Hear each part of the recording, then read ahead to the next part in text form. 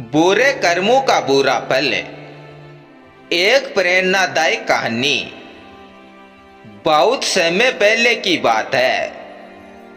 एक छोटे से गांव में एक लालची और निर्दयी जमींदार रहता था।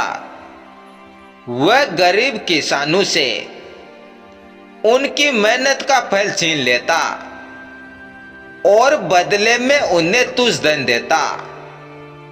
इससे गांव के लोग बहुत परेशान थे, परंतु गांव के लोग उससे डरते थे और उसके अन्याय को सहन करते थे।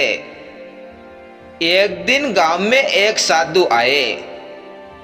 साधु गांव वालों की बातें सुनकर उस जमींदार के पास गए और उससे समझाने की कोशिश की। उन्होंने कहा, पुत्र, बुरे कर्मों का फल एक दिन अवश्य मिलता है। दूसरों को सताने से तुम्हें सुख नहीं मिलेगा। अपने कर्मों को सुधार लो, नहीं तो परिणाम भयानक होंगे। लेकिन जमींदार ने साधु की बातों को ऐसे ही हंसी में उड़ा दिया और कहा, मैं अपने कर्मों का स्वामी हूं, मुझे किसी का डर नहीं है। जो चाहे हो जाए। कुछ दिन बीते और जमींदार के कर्मों का हिसाब होने का वक्त आ गया और जमींदार के खेत में आग लग गई। उसका सारा अनाज जलकर खाक हो गया। उसकी संपत्ति धीरे धीरे खत्म होने लगी। जो लोग उसके डर से उससे जुड़े थे, वे भी उसे छोड़कर चले गए। अंत में जमींदार अकेला और निर्धन हो गया। उसे एहसास हुआ कि उसकी इस स्थिति का कारण उसके बुरे कर्म हैं।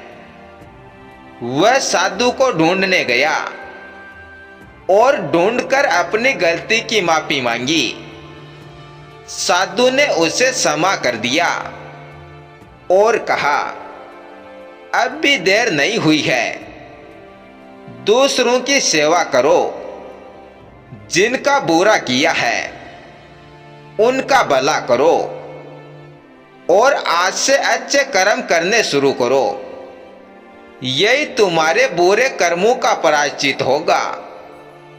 जमींदार ने साधु की बात मानी और अपनी बाकी की जिंदगी गांव के लोगों की सेवा में लगा दी। धीरे धीरे उसने सबका विश्वास जीत लिया और गांव में फिर से सुख शांति लौट आई। इस कहानी से हमें यह सीख मिलती है कि बुरे कर्मों का बुरा फल अवश्य मिलता है। इसलिए हमेशा अच्छे कर्म करें और दूसरों का भला करें, ताकि आप हमेशा खुश रह सकें और आपका घर धन धान्य और खुशियों से भरा रह सके। धन्यवाद।